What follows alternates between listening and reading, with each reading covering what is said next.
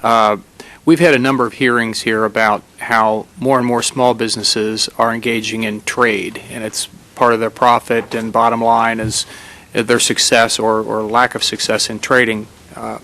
And we've got a couple of trade agreements before us now: Peru, Panama, South Korea, Colombia, and they're somewhat controversial depending on the country. And I tend to be one who thinks that it's good for us to be trading and that we ought to keep tariffs down and all that sort of thing.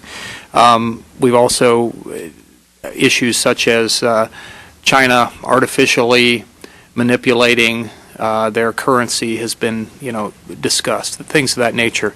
And I know I don't want to ask a specific question and say, well, that's your job. So I've thrown it out there. What can you tell us about trade that could be helpful to us? Okay.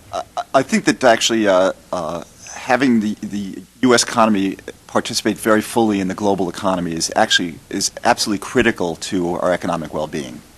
First of all, it promotes competition, and one of the things that makes the American economy so strong is, in fact, that you have to be competitive, and this means that you actually have to produce a better product, and by producing a better product, you do better.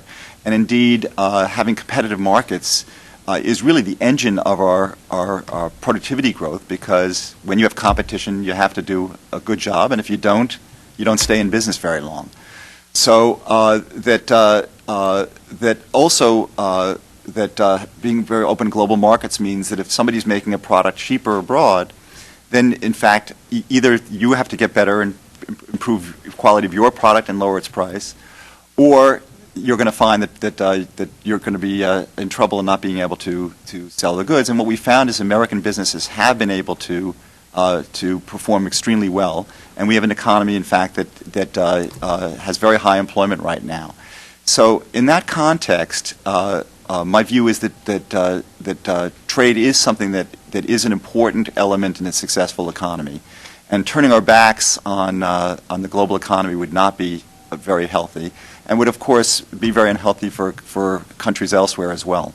Okay, thank you. And just to follow up on that, those that are more skeptical about trade and freer trade, I won't say free trade, but freer trade, argue that, for example, manufacturing jobs and other jobs end up going overseas, and that there's a net loss of jobs, that they would argue. They would also argue, even if we do create more jobs here, they tend to be low-paying jobs that don't have benefits. They're flipping hamburgers at McDonald's, that type of thing. That's sort of the rhetoric that you hear out there. To the extent that you're able to, could you shed any light on whether those allegations are, for the most part, true or, for the most part, not true? Well, we've certainly seen that with this increase in globalization that we have not had a problem producing jobs in this country. So it is true that there are people who are hurt because they lose jobs because they're in competition with workers abroad, but there are also new jobs that get created.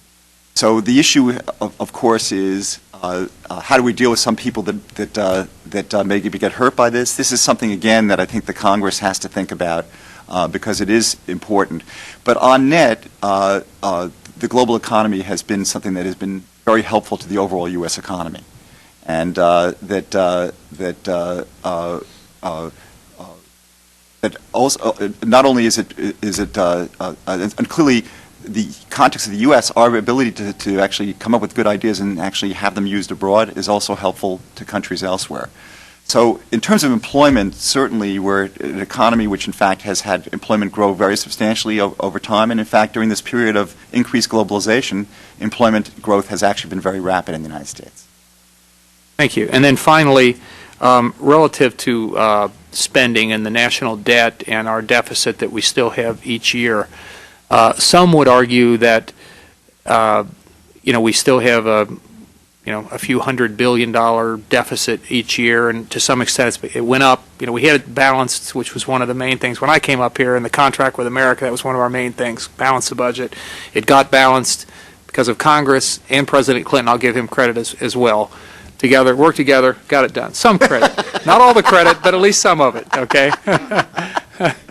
As one of the House managers who was involved in the impeachment of the President, I'm sure he'll appreciate me saying that. But in any event, I will give him some credit for that.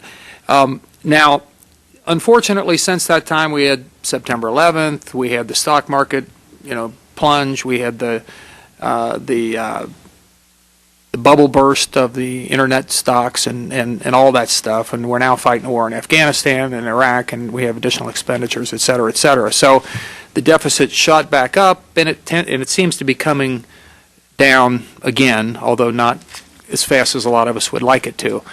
But what I'm getting at, you'll have people that'll say, well, the deficit, even though it's X amount, if you look at it in terms of the overall GDP as a percentage, it's not as high as it was earlier, and therefore it's not really as big a deal. I'm not saying that, but I'm saying that that's what some will argue.